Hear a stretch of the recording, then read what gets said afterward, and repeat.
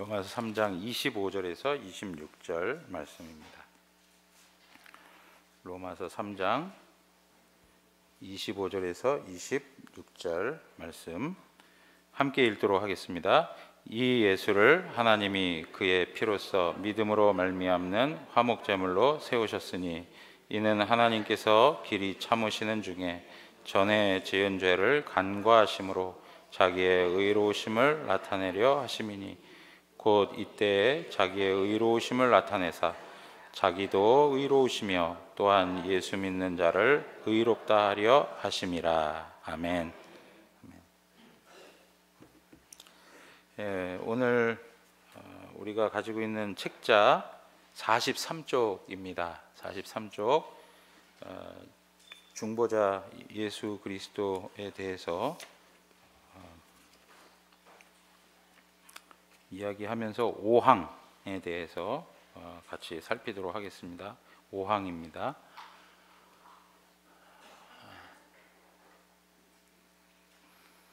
우리 함께 5항을 같이 한번 읽어갔으면 좋겠습니다. 다 같이 읽습니다. 주 예수님께서는 완전한 순종 그리고 그분 자신을 드린 희생 제사로 말미암아 성부 하나님의 공의를 완전히 만족시키셨다. 주님께서는 그 희생 제사를 영원하신 성령 하나님을 통해 하나님께 단번에 드리셨다. 그리고 주님께서는 성부 하나님께서 자신에게 주신 모든 사람을 위하여 화목뿐 아니라 하늘나라에 속한 영원한 유산을 값을 치르고 사셨다. 네. 자, 여러분 오늘 5항에서 앞에서는 우리가 어떤 내용을 가졌습니까? 예수 그리스도의 사역에 대한 이야기를 했습니다. 그래서 예수 그리스도의 낮아지심, 그리고 예수 그리스도의 높아지심.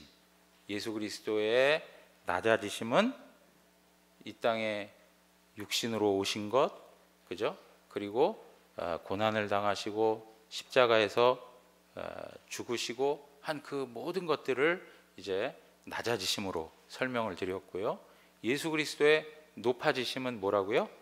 다시 부활하시고 승천하시고 하나님 보좌 우편에 앉으셔서 우리를 위해 중보하시고 하는 그 모든 것들을 말씀을 드렸습니다. 그리고 그분은 다시 어떻게 합니까? 오실 메시아로서 다시 오시는 하나님의 아들로서 우리가 그분을 기다리며 살아가고 있는 것입니다. 오늘 5항에 와서 이제 이야기를 하고 있는데요. 여러분 5항의 내용을 보시면 주 예수님께서는 완전한 순종 그리고 그분 자신을 드린 희생 제사, 이렇게 두 가지로 설명할 수가 있어요. 예수님께서 우리를 죄에 대한 용서를 해주시고 그리고 또 우리로 하여금 영생을 얻게 해주신 것에 예수님께서 어떠한 일을 행하셨는가 하는 것을 설명해 주고 있는 겁니다. 주 예수님께서는 완전한 순종을 하셨다, 이렇게 얘기를 하고 있는 거예요. 자, 여러분 보십시오. 에덴 동산에서 하나님께서 사람을 만드시고 하나님과 사람과 순종하는 관계에서 영적 질서를 가지고 교제했단 말이죠. 그런데 아담과 하와의 범죄로 인하여서 인간은 타락하게 되었고, 그리고 어떻게 되었습니까? 하나님과의 관계가 단절되게 되었습니다. 사실은 에덴 동산에서 하나님이 주셨던 언약의 내용은 뭐냐면 선악을 알게 하는 나무의 열매는 먹지 말아라. 만약에 너가 먹는 날에는 반드시 어떻게 된다고요? 죽는다라고 하는 행위 언약을 허락해 주셨어요. 행위 언약. 내가 어떻게 하느냐에 따라서 그것이 나에게 복이 되고 복이 되지 아니하는, 복이 되고 심판이 되는, 이제 그러한 방식으로 설명하셨어요. 근데 아담과 하와가 그 언약의 내용을 지켰습니까? 지켜내지 못했습니까? 지키지 못했어요. 순종하지 못했어요. 한마디로 말씀드리면 순종하지 못했다는 거예요. 그것이 인간들이 실패하여서 타락하게 된 하나의 모습들인 거죠. 예수님께서는 이렇게 행위 언약의 내용들을 인간으로서는 더 이상 감당할 수 없는, 인간으로서는 해결할 수 없는 이 순종의 내용을 예수님이 오셔서 대신 순종하신 거예요. 그래서 우리는 그걸 뭐라고 얘기하냐면 예수 그리스도의 능동적 순종이다 이렇게 표현하는 거예요. 이 지금 첫 번째 항목에 주 예수님께서는 완전한 순종이라고 하는 이 표현을 뭐라고 얘기하는 거라고요? 능동적 순종이라. 이 이야기는 뭐냐면 예수님께서 율법의 내용들을 하나하나 전부 다 이루셨다는 거예요. 하나님께서 뜻하시고 하나님이 말씀하시는 그 율법의 요구를 다 이루셨다는 거예요. 그것이 바로 능동적 순종이라고 말을 하는 거예요. 그러면 그 다음에 나오는 것 표현을 보십시오. 그리고 그분 자신을 드린 희생제사로 말미암아.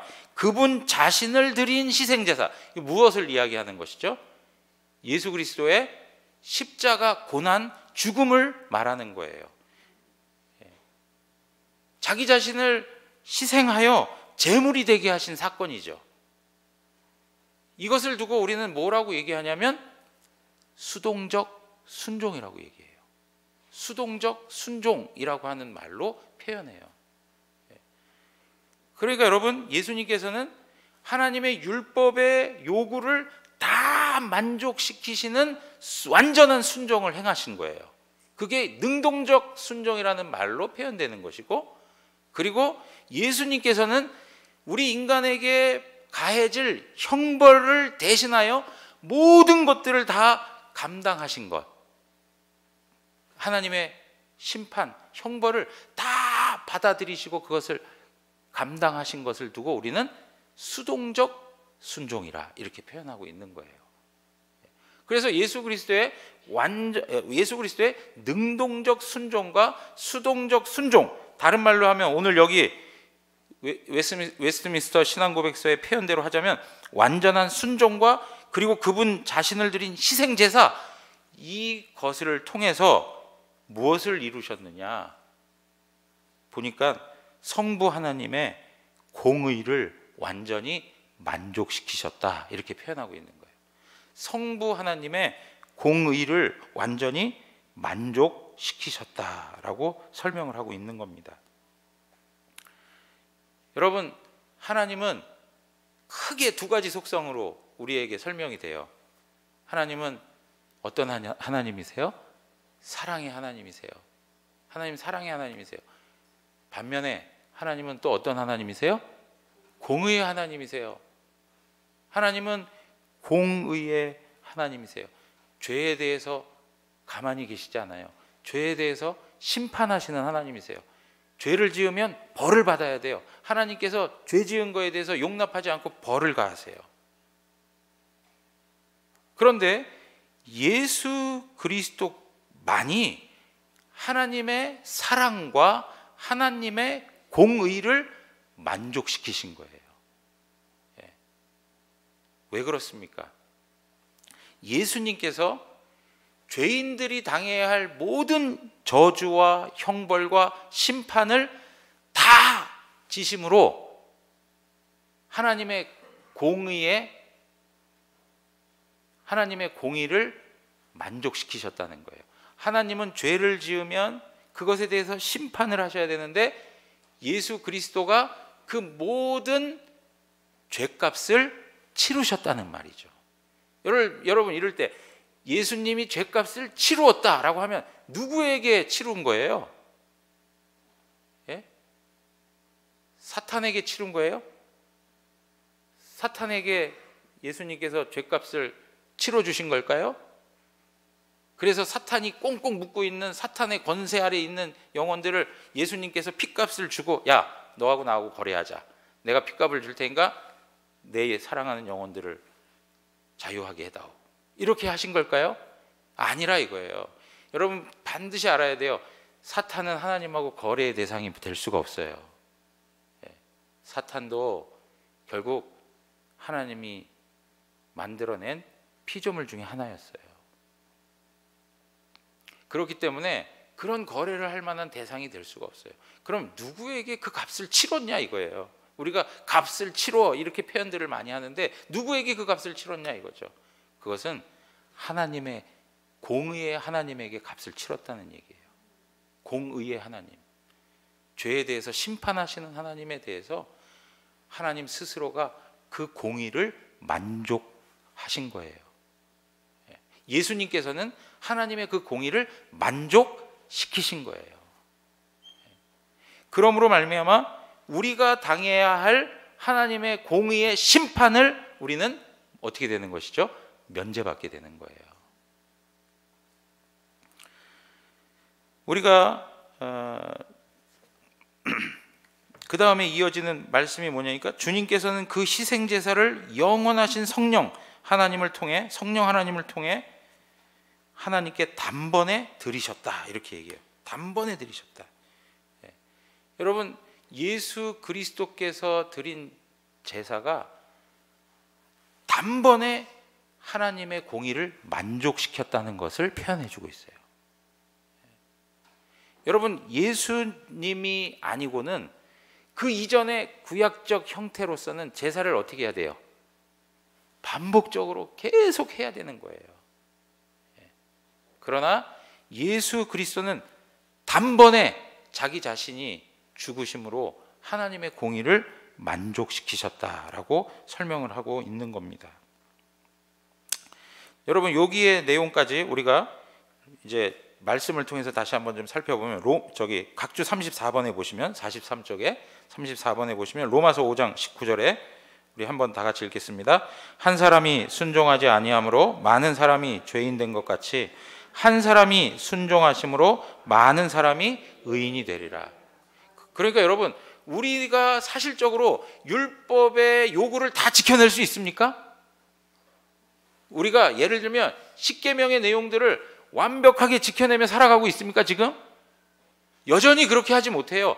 그럼에도 불구하고 우리가 하나님 앞에서 용납될 수 있는 이유는 뭐냐면 예수 그리스도 그분이 완전한 순종을 감당하셨기 때문에 그런 거예요.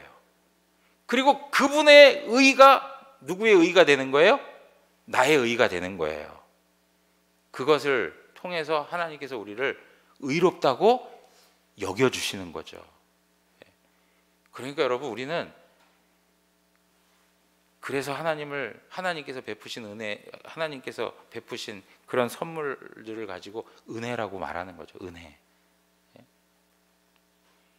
우리는 아무것도 능력도 자격도 하나도 없는데 하나님께서 우리를 예수 그리스도 안에서 우리를 용납하시고 받아주시고 희생 제사를 통해서 우리의 죄값을 완전히 사하시고 그러니까 여러분 수동적 순종 그 희생 제사를 통해서 우리의 죄가 사함을 받았다는 거예요.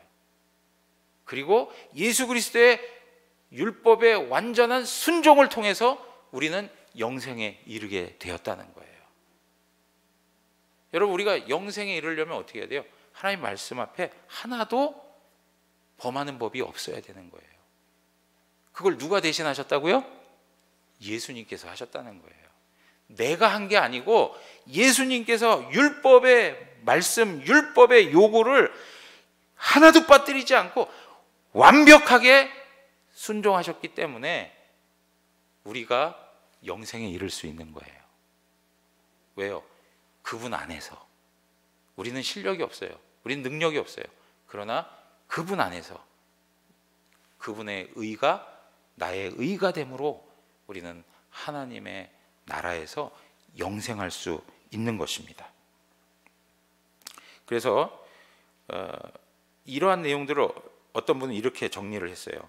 성도는 예수 그리스도의 수동적 순종이 근거한 능동적 순종에 의해서 영생을 얻습니다. 만약 예수 그리스도의 능동적 순종 없이 수동적 순종만 하셨다면 죄값은 해결되어도 신자들의 영생은 미완으로 남게 됩니다. 그래서 예수 그리스도께서 십자가에서 희생 제물로 수동적 순종을 하신 것만이 아니고 예수 그리스도의 능동적 순종, 율법에 온전히 순종하시고 그 율법을 이루신 그것으로 하나님의 공의를 만족시키심으로 말미암아 우리는 영생의 선물을 누릴 수 있게 되었다는 겁니다. 죄사함과 영생, 이 두 가지의 귀한 선물을 우리 주님께서 주셨다고 말을 하는 것입니다. 자, 그런데 여러분, 이러한 은혜를 누구들에게만 주십니까? 예? 이러한 은혜를 누구에게 주세요? 자, 이러한 은혜를 누구에게 주는 거는 좀 이따 하겠습니다. 제가 보니까 이거부터 먼저 해야 될 것 같아요. 이렇게 해서 공의를 만족시켜서 그 결과가 어떤 결과를 낳았느냐 하니까, 자, 신앙고백서 5항의 맨 마지막 줄에 가서 보시면 뭐라고 표현하고 있습니까?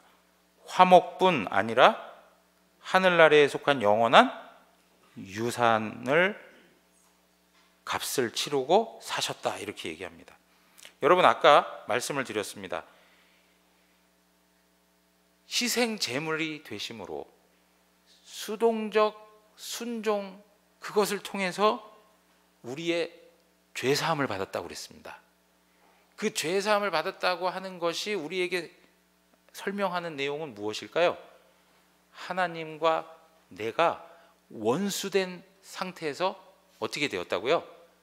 죄사함을 받았으니까 화목하게 되었다는 거예요. 그래서 여기 지금 화목하게 되었다라고 설명을 하고 있는 거예요. 예수 그리스도께서 십자가에서 죽으심으로 말미암아 하나님의 공의를 만족시키시고 우리는 그 은혜를 인하여 하나님과 원수된 자가 아니다, 하나님과 화목된 자가 되었다라고 설명을 하고 있는 겁니다. 그래서 오늘 우리가 본문으로 읽었던 말씀 있죠? 로마서 3장 25절에서 26절 말씀을 보시면 뭐라고 얘기합니까? 이 예수를 하나님이 그의 피로써 믿음으로 말미암는 화목 제물로 세우셨으니 이는 하나님께서 길이 참으시는 중에 전에 지은 죄를 어떻게 하신다고요? 간과하심으로 자기의 의로우심을 나타내려 하심이니 이때 자기의 의로우심을 나타내사 자기도 의로우시며 또한 예수 믿는 자를 의롭다 하려 하심이라 그래요.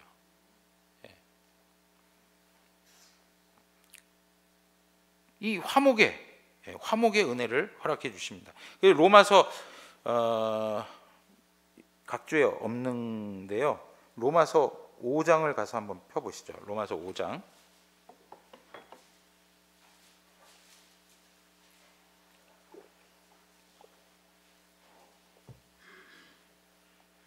로마서 5장 10절 11절입니다. 우리 한 목소리로 또 읽겠습니다. 시작. 곧 우리가 원수 되었을 때 그의 아들의 죽으심으로 말미암아 하나님과 화목하게 되었은즉 화목하게 된 자로서는 더욱 그의 살으심으로 말미암아 구원을 받을 것이니라. 그뿐 아니라 이제 우리로 화목하게 하신 우리 주 예수 그리스도로 말미암아 하나님 안에서 또한 즐거워하느니라. 여러분, 우리가 원수 되었던 때가 있었던 거예요. 그런데 예수 그리스도께서 죽으심으로, 하나님의 아들이 죽으심으로 말미암아 하나님과 우리가 어떻게 됐다고요? 화목하게 되었다. 왜요? 죄사함을 해주셨기 때문에, 죄를 용서해 주셨기 때문에 관계가 정상적으로 돌아오는 거예요. 그렇게 화목하고 나니까 어떠한 일들이 생겨나요? 기쁨과 즐거움이 생겨나는 거예요. 하나님과 나와의 관계에 행복함이 있는 거죠. 여러분, 우리 인생이 하나님과 우리와의 관계에 정말 즐거움과 기쁨이 충만한 근거는 예수 그리스도의 십자가의 죽으심입니다. 그것 때문에 하나님과 우리의 관계가 회복되고 하나 되고 그 가운데에서 기쁨과 즐거움이 충만할 수 있는 거죠. 여러분들, 하나님을 향하여 기쁨을 가지고 계세요? 하나님과의 관계 속에 즐거움을 가지고 계세요? 그것이 바로 그리스도께서 주신 은혜라는 것입니다. 그리고 또 한 가지가 있습니다. 뭐라고 얘기합니까? 화목뿐만 아니라 하늘나라에 속한 영원한 유산을 값을 치르고 사셨다라고 얘기합니다. 영원한 유산을 우리에게 주셨다. 여러분, 앞에서 말씀드린 것처럼 영생의 선물이 바로 이러한 것이죠. 예수님께서 그 모든 그 순종을 감당하심으로 말미암아 우리에게 영생을 주시고, 그리고 우리가 거하게 될 영원한 유업, 영원한 기업을 우리에게 주셨다라고 말씀하고 있는 겁니다. 여러분, 그런데 우리가 하나 생각할 게 무엇이냐면, 이러한 은혜가 누구에게 주어지는가라고 하는 거예요. 누구를 위해서 율법의 요구를 다 순종하셨고, 누구를 위해서 십자가의 희생 제물로서 순종하셨는가? 그리고 누구에게 화목의 은혜를 주시고 누구에게 영원한 유업을 선물로 주시는가? 누구에게일까요? 오늘 웨스트민스터 신앙고백서에서는 뭐라고 얘기하냐면, 주님께서는 성부 하나님께서 자신에게 주신 모든 사람을 위하여라고 이렇게 표현하고 있습니다. 누구라고요? 성부 하나님이 예수 그리스도에게 주신 모든 자들을 위하여 그렇게 했다는 거예요. 여러분, 여기에 제한이 있습니까? 없습니까? 네? 제한이 있습니다. 어떤 제한이 있죠? 아버지께서 아들에게 주신 모든 사람이에요. 이 세상의 모든 사람이 아니고 아버지께서 아들에게 주신 모든 사람을 두고 얘기하는 거예요. 그러니까 우리가 이제 요한복음도 이렇게 쭉 읽어 가시다 보면 이러한 의미들이 많이 드러나는데, 특별히 여러분 요한복음 3장 16절 보면 하나님이 세상을 이처럼 사랑하사 그리고요 독생자를 주셨으니 이는 저를 믿는 자마다 멸망치 않고 영생을 얻게 하려 하심이라 그러잖아요. 세상을 사랑하사 그리고 독생자를 주셨다. 이는 저를 믿는 자마다 라고 이렇게 얘기해요. 그럴 때 모든 사람들이 다 예수님을 믿는다는 얘기가 아니에요. 누구만 예수님을 믿을 수 있을까요? 아버지께서 아들에게 주신 자들만 믿을 수 있는 거예요. 그래서 성경에서 이 모든 자들이라고 하는 것을 잘못 이해해가지고 구원이 모든 사람들을 위한 것이라고 생각하시면 안 돼요. 여러분 잘 들으십시오. 예수 그리스도의 죽음이 모든 사람들을 위한 죽음이라면 예수 그리스도의 구속의 능력은 어딘가 부족함이 있는 거예요. 왜 그럴까요? 여전히 믿지 않는 이들이 있기 때문에. 예수 그리스도가 우리를 위하여 행하신 구원의 그 일들이 부족함이 있을까요? 없을까요? 부족함이 없어요. 예수 그리스도에게 하나님께서 주신 그 영혼들은 반드시 하나님께서 구원해 내시는 거예요. 그러나 그렇지 않고 주님을 알지 못하고 불신자로서 살아가는 많은 사람들이 있지 않습니까? 그 모든 사람들을 위해서 예수님이 죽었다면 예수님의 구속의 능력은 뭔가가 문제가 있는 거라는 거예요. 그런 의미에서 보편 구원에 대한 입장, 모든 사람들을 위해서 예수님이 죽으셨다라고 하는 그런 입장은 합당하지가 않다는 겁니다. 우리가 앞에서부터 이야기했지만 예수 그리스도께서는 어떻게 하셨습니까? 영원한 가운데에서 어떻게 하셨어요? 작정하셨어요. 뭘 작정하셨습니까? 구원의 방식을 작정하시고 또 구원의 대상을 작정하셨습니다. 그것에 따라 하나님께서 우리에게 은혜를 베푸시는 거예요. 그래서 요한복음 17장 9절로 가서 한번 보시면, 요한복음 17장 9절입니다. 한번 찾아보시죠. 여기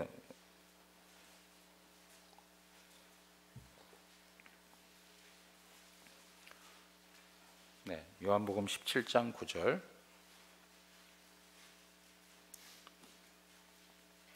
다 같이 읽겠습니다. 시작.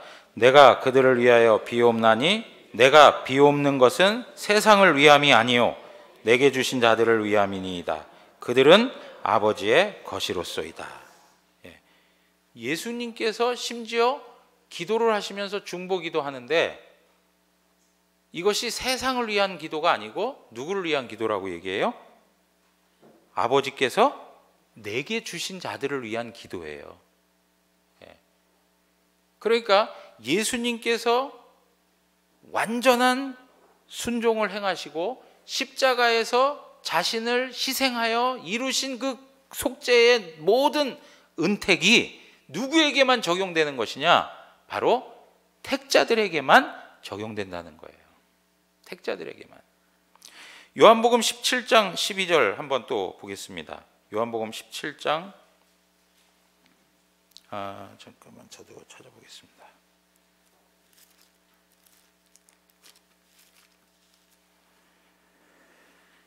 요한복음 17장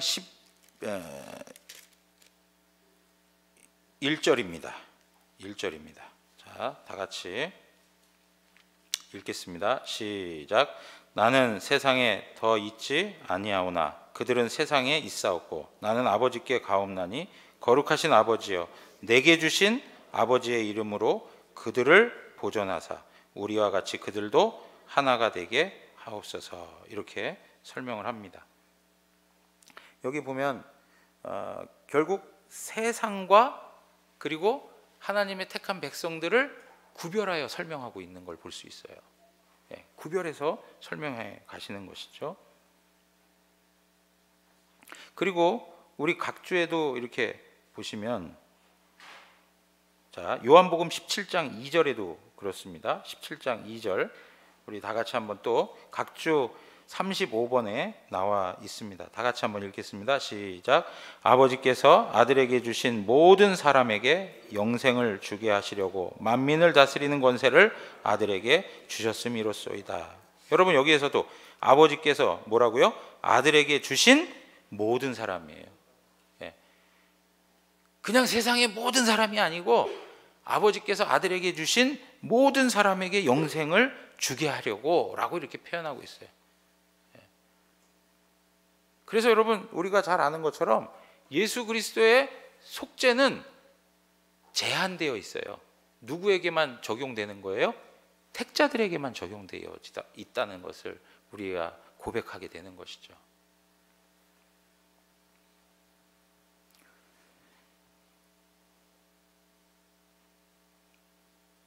그렇다고 여러분, 이런 거 있잖아요. 나는 구원 받았으니까 좋고, 물론 그게 은혜라는 거예요. 나는 자격도 없고 능력도 없고 다른 사람들과 비교했을 때 어떤 걸로 도대체 하나님이 나를 사랑하시고 나를 선택하시고 몰라요. 단지 우리가 아는 건 하나님이 우리를 선택하시고 우리를 사랑하신다는 그거밖에 모르겠어요. 왜 그러셨을까 모르겠어요. 하나님의 절대 주권이에요. 그렇기 때문에 하나님 앞에서 더 어떻게 해야 할까요? 겸손해야 되죠. 그리고 더 감사해야 하는 것이죠. 그것이 은혜 받은 자들의 하나님 앞에서의 반응이에요. 감사하는 거예요. 은혜를 받으면 받을수록, 은혜가 무엇인지를 알면 알수록, 하나님의 사랑의 깊이와 높이와 넓이가 무엇인지를 알면 알수록 하나님 앞에 감사할 수 있는 거예요. 그리고 더 겸손하게 되는 거예요. 왜? 아무런 능력, 아무런 자격, 아무런 조건 아무것도 없는데 하나님께서 우리를 구원해 주셨기 때문에.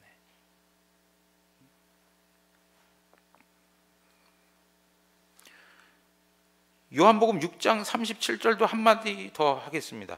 아버지께서 내게 주시는 자는 다 내게로 올 것이요 내게 오는 자는 내가 결코 내쫓지 아니하리라. 아버지께서 내게 주시는 자는 다 내게로 올 것이요 한 사람도 열애 없이 다 주님께로 오게 되어 있습니다. 그런데 만약 예수 그리스도를 만나지 못하고 예수 그리스도를 알지 못하고 죽었던 사람들이 있다면 그 사람들은 어떻게 된 걸까요? 네? 하나님께서 그들에게 구원의 은혜를 베풀지 아니하신 것이죠. 네. 그런데 이런 걸 가지고 엉뚱한 얘기를 하는 사람들이 너무 많아요. 예수 그리스도를 믿으라. 다른 이름으로서는 구원을 얻을 만한 이름이 없나니 뭐 이런 말씀들이 그 당시에 예수의 복음을 들었던 사람들에게만 해당되는 거라고 하는 그런 엉뚱한 얘기들을 하는 사람들 말이죠. 제가 금요기도회 때 한번 말씀드렸죠. 여러분 잘잘법 영상 김학철 교수라는 분 강의 될 수 있으면 듣지 마세요.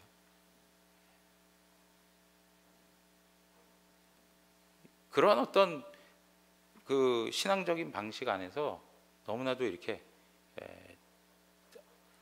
그릇되게 안내되는 게 너무 많아요. 물론 우리 그 합신에 존경받는 박영선 목사님도 거기서 이제 말씀을 하시는 부분이 있는데요.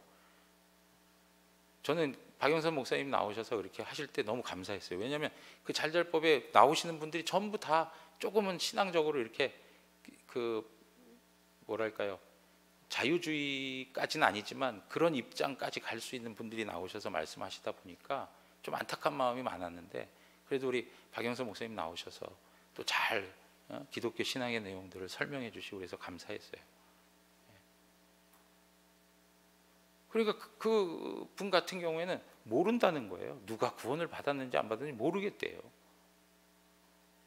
여러분, 제가 그분의 이야기를 가지고 비판하는 시간이 아니기 때문에 구체적으로 다 설명드리지 못하겠지만, 지난 금요 이전에 몇 주 전에 금요 기도회 때 대략적으로 좀 말씀을 좀 드렸을 거예요.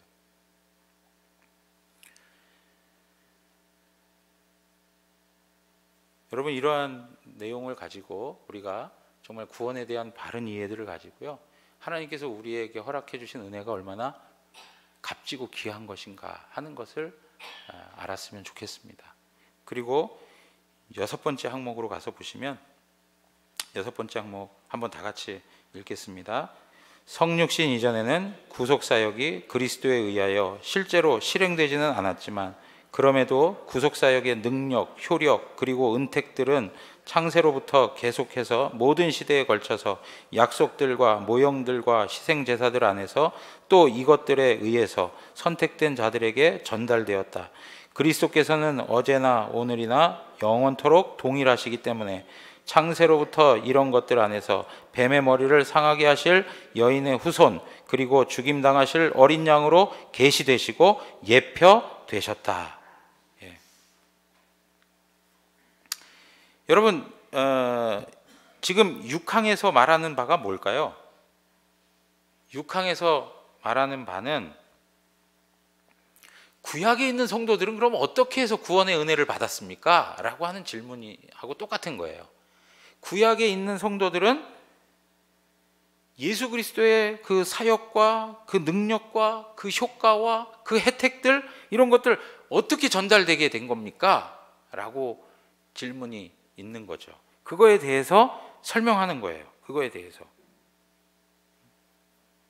여러분, 구약 시대에 하나님께서 구원의 역사를 일으키시는데, 그것에 대한 모든 능력과 그 모든 은택들을 무엇을 통해서 계시해 주셨습니까?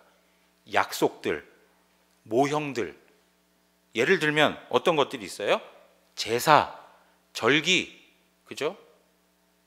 그리고 무슨 할례, 그리고 또 어떻습니까? 성전, 그리고 많은 역사적 사건들. 예를 들면 하나님께서 애굽의 노예로 있는 이스라엘 백성들을 구원해내시는 방식들, 이런 사건들, 역사적 사건들을 통해서 하나님께서는 우리에게 구원의 구원의 내용들을 계시해 주시는 거예요. 이 모든 것들이 제사, 절기, 이런 구약의 어떤 의식들, 그리고 어떤 사건들, 이런 모든 것들이 누구를 보여주고 있는 거예요? 예수 그리스도를 보여주고 있는 거예요. 예수 그리스도가 실체예요. 예수 그리스도가 그 모든 계시의 최고 절정인 거예요. 그러면 구약에 설명되어지고 있는 약속들, 모형들, 희생 제사들, 절기들, 성전들, 이런 모든 것들은 뭐냐? 예수님을 나타내주는 그림자라고 얘기할 수 있는 거고, 예수님을 나타내주는 모형이라고 얘기하는 거예요. 모형. 예.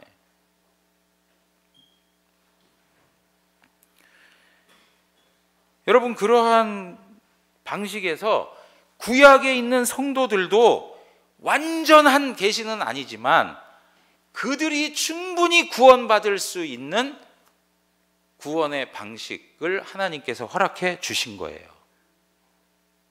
결국은 약속들, 모형들, 절기들, 제사들, 이런 모든 것들이 누구를 보여준다고요? 예수 그리스도를 보여준다고 하는 것을 보면 결국 구약에 있는 성도들도 누구를 믿음으로요? 예? 예수 그리스도를 믿음으로 구원받는 거예요. 다른 것으로 구원받는 게 아니고 예수 그리스도를 믿음으로 구원받는 거예요. 자, 요한복음 8장 56절에 가서 보시면, 요한복음 8장 56절 한번 찾아보겠습니다.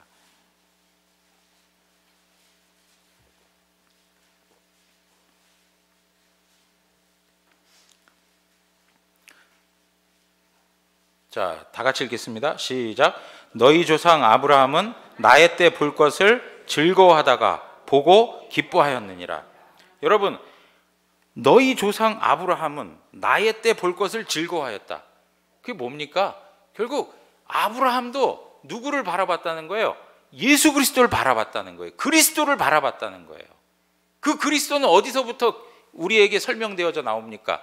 창세기 3장 15절에서부터 어떤 말씀입니까? 오늘 각주 36번에 보시면, 내가 너로 여자와 원수가 되게 하고 내 후손도 여자의 후손과 원수가 되게 하리니 여자의 후손은 내 머리를 상하게 할 것이요 너는 그의 발꿈치를 상하게 할 것이다. 이렇게 얘기하고 있어요.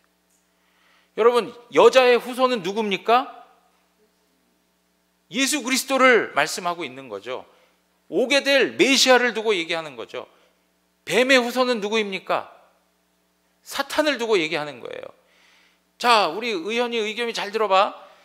예수 그리스도께서 십자가에 죽으시고 다시 살아나실 것을 창세기 그때 벌써 약속을 해주셨다는 거예요. 약속을.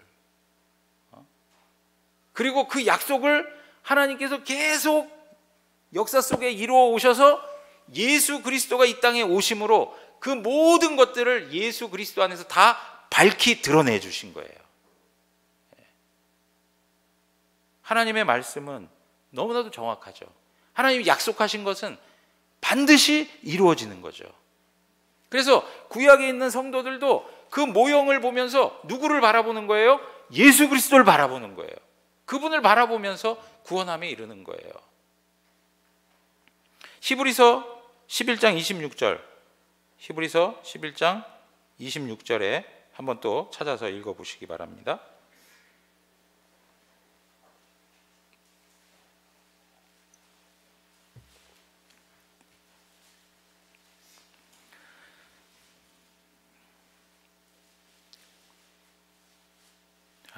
다 같이 읽겠습니다. 시작. 그리스도를 위하여 받는 수모를 애굽의 모든 보화보다 더 큰 재물로 여겼으니 이는 상 주심을 바라봄이라. 여러분, 모세가 어떻게 했다는 거예요? 그리스도를 위하여 고난을 당했다는 거예요. 그리스도를 바라보는 거예요. 모세도 구약 시대에 살았지만 역시 하나님께서 그들에게 허락하신 약속들, 모형들, 희생 제사들, 이런 것들 안에서 그리스도를 보게 되는 거예요.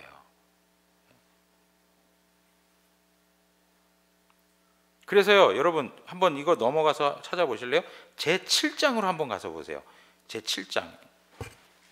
제7장 5항입니다. 제7장 5항에 가서 보시면 34쪽이에요. 34쪽. 34쪽에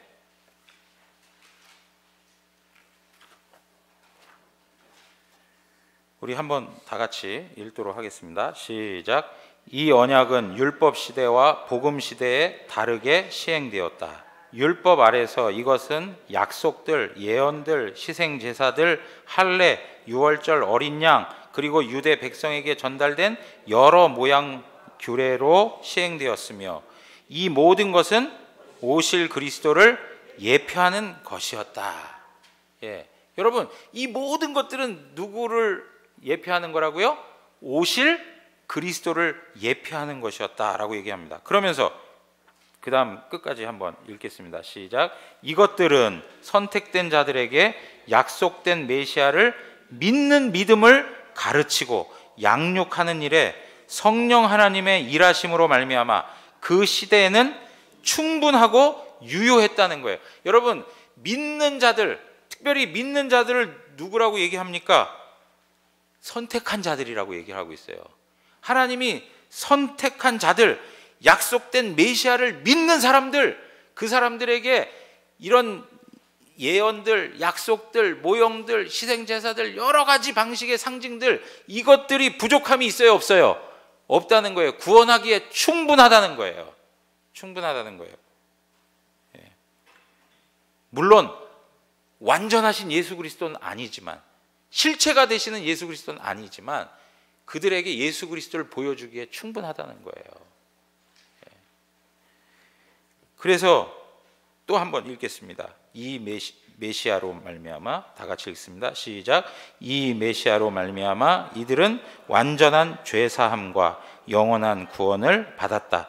이것은 구약이라고 일컬어진다. 예. 여러분, 무슨 말씀인지 아시겠습니까? 지금 중보자 예수 그리스도 8장 6항에서도 바로 그 이야기를 하고 있는 거예요. 그 이야기를. 그런데 여러분, 우리는 어떻습니까? 우리는 예수 그리스도를 알지 않습니까?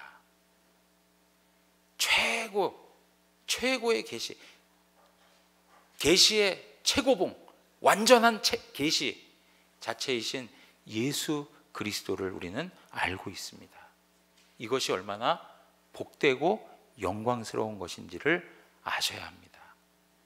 그리고 여러분, 이러한 것들은 누구에게만 주어지는 거라고요? 하나님께서 영원한 작정 속에 선택한 백성들에게만 주어지는 은혜라는 것입니다. 이 내용을 우리가 놓쳐서는 아니 된다라고 말씀드리는 겁니다. 그래서 여러분, 항상 기억하십시오. 히브리서 13장 8절에 보면 예수 그리스도는 어제나 오늘이나 영원토록 어떠십니까? 동일하십니다. 예수 그리스도는 동일하십니다. 구약의 성도들에게 있어서도 예수 그리스도는 구원자시고, 오늘 우리들에게 있어서도 예수 그리스도는 구원의 주가 되십니다. 여러분, 우리에게 이 은혜를 주신 하나님의 사랑과, 그리고 하나님께서 우리를 끝까지 붙들어 하나님의 영원한 기업을 받을 수 있는 자리로 우리를 이끌어가고 있음 앞에 감사하며 살아가는 우리 모두가 되기를 원합니다. 우리 시간